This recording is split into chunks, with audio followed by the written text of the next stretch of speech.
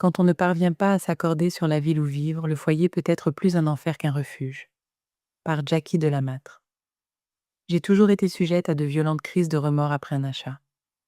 Ma pire expérience fut avec une maison, parce que je ne pouvais pas la faire glisser sur le comptoir pour obtenir un remboursement. Elle a failli mettre fin à mon mariage. Je pense que nous avons fait le mauvais choix. Ai-je dit à mon mari le jour du déménagement, au milieu d'un océan de carton. Tu finiras par t'y attacher, a-t-il répondu, sur un ton qui tenait plus de la supplique que de la promesse. Notre relation a commencé à Brooklyn. Présentés par des amis communs, nous sommes rapidement tombés amoureux et avons emménagé dans une église transformée en appartement. Notre chambre était dans le clocher.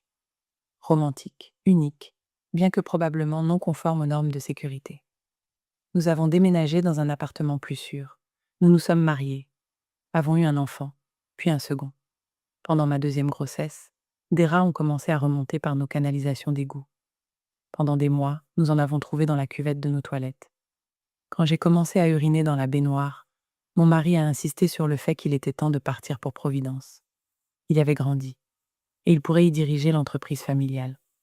Les enfants auront plus d'espace, disait-il. Et si ça ne nous plaît pas, on pourra toujours revenir. Méfiante, j'ai fini par accepter, et nous avons loué à Providence, jusqu'à ce que nous trouvions la maison idéale. Du moins, le pensions-nous. Dès que nous avons acheté cette magnifique maison coloniale néerlandaise, j'ai été saisie de panique. Mon mari connaissait déjà, et tolérait à peine, mon penchant pour les retours d'articles.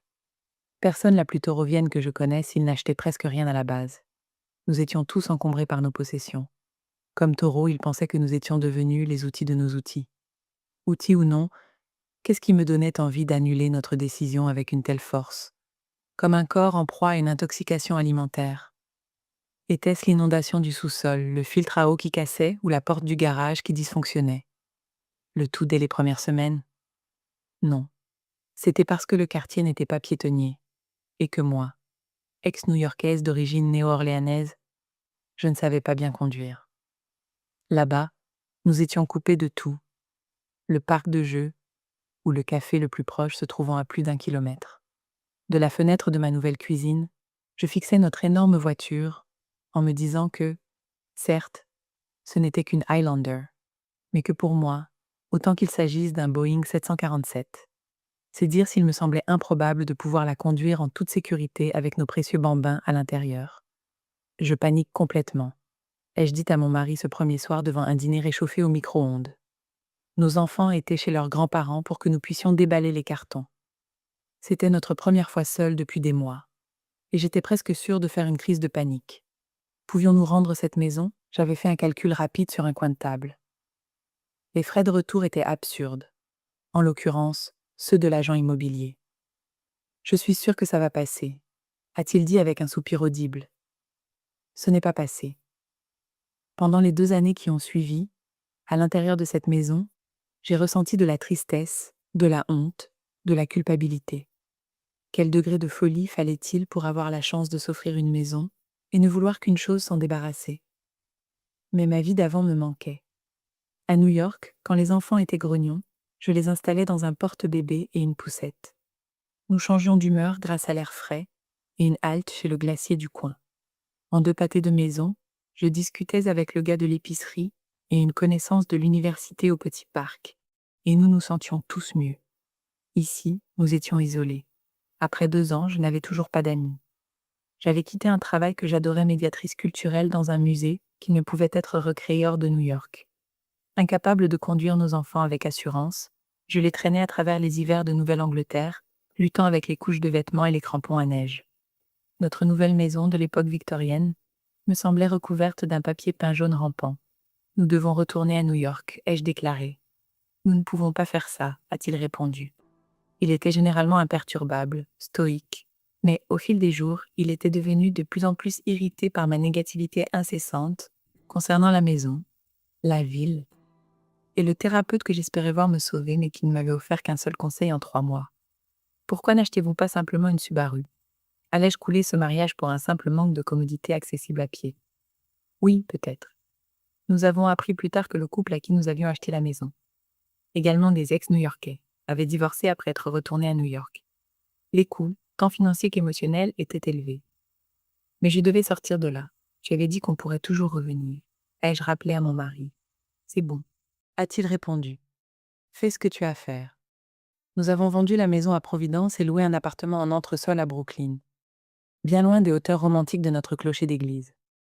J'ai retrouvé mon ancien travail et j'ai pleuré de joie le premier jour où je suis entrée dans mon épicerie locale, le sourire aux lèvres en discutant avec l'homme qui encaissait mon eau pétillante.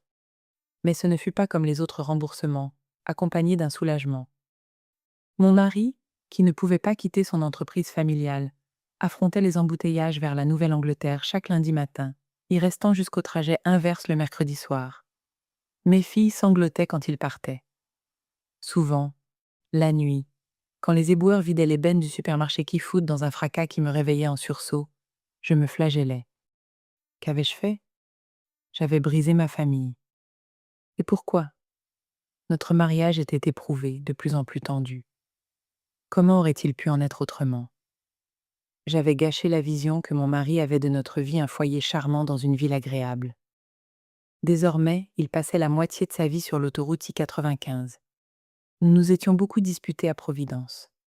À New York, nous vivions dans une culpabilité et un ressentiment latent. Je pense que nous devrions retourner là-bas, lui ai-je finalement dit. Non, a-t-il dit les dents serrées. Je ne peux pas revivre ça.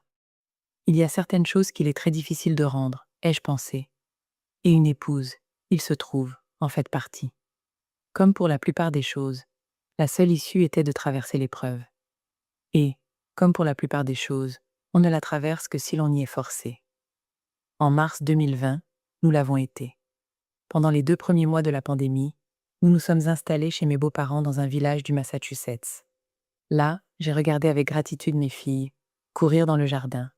J'ai appris les noms des fleurs qui s'épanouissaient lors de nos promenades. J'ai réinitialisé mon besoin de stimulation sociale. Alors qu'auparavant je ne me sentais satisfaite qu'après avoir vu des dizaines de collègues et d'amis, soudain, chaque échange humain me semblait être un cadeau. Notre monde traversait une épreuve terrible. J'avais de la chance d'être ici avec mes enfants, sur une petite étendue d'herbe, loin des gens. Dans Walden, Thoreau affirmait que les seules personnes qui craignaient la solitude étaient celles qui avaient perdu leur capacité à prêter une attention soutenue au monde qui les entoure. Il ne peut y avoir de très noire mélancolie pour celui qui vit au milieu de la nature et possède encore ses sens. Thoreau avouait avoir ressenti un bref moment de solitude dans sa cabane, mais, après avoir écouté la pluie, écrivait-il, il s'était vite rétabli. Chaque petite aiguille de pin s'épanouissait et gonflait de sympathie pour devenir mon ami. Je communiais enfin, moi aussi, avec les aiguilles de pin. Nous sommes retournés à Providence en mars 2020, dans une maison coloniale des années 1940 sans grand cachet et au parquet délabré, mais dans un quartier plus dense. J'ai aidé mon aîné à apprendre le jardinage. Je ne parlais presque à personne d'autre qu'eux, ou à ma famille, et pourtant j'étais plus heureuse que je ne l'avais jamais été. Nous avons récemment décidé qu'il était temps de déménager à nouveau. Nous partagions une seule salle de bain avec 2 adolescentes. Mes parents, septuagénaires, dormaient sur un canapé lors de leur visite d'1 semaine. Nous avons acheté une maison, à seulement 6 pâtés de maison de là, et toujours accessible à pied. Même Thoreau ne vivait qu'eux, ou à 2,5 km de Concorde, ai-je dit à mes amis. Mais le mois dernier, alors que nous déballions à nouveau des cartons, mon mari a sombré dans un état de regret. Il ne s'en était pas rendu compte dans l'effervescence de l'achat, a-t-il dit. Mais maintenant il ne pensait plus que la maison était la bonne pour nous. Elle était trop grande, pensait-il. Un gaspillage. Il a dit que nous y vivrions 2 ans maximum, puis que nous déménagerions. Tu as le remords de l'acheteur, ai-je dit en lui prenant les mains et en le regardant dans les yeux. C'est normal. C'est pas grave. Je suppose que oui, a-t-il dit avec un haussement d'épaule. Il savait que je comprenais. Il savait que je ne le combattrais pas. Ni lui, ni ses sentiments. Nous savions tous les deux que nous traverserions cela ensemble. Car malgré les hauts et les bas, il y a une chose pour laquelle nous n'avons aucun remords. L'un pour l'autre. Jackie Delamatre est écrivaine et éducatrice à Providence, Rhode Island. Elle travaille sur un livre traitant de la crise climatique et du lien avec le monde naturel après une vie passée en milieu urbain.